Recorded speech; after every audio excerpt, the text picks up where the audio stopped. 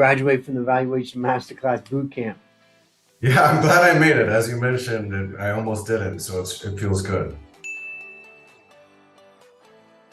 The frameworks and the emphasis on comparables, where do you put your money and how does this perform compared to other companies in the industry and then globally?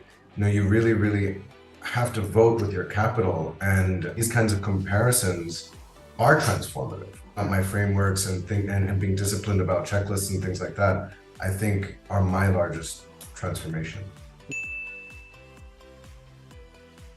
I was looking already, being frustrated with other analysts, other reports that I'd seen. I really wanted to understand where these people are coming from, why they're all so wrong, and I just wasn't getting what I wanted. I was actively looking for a course like this.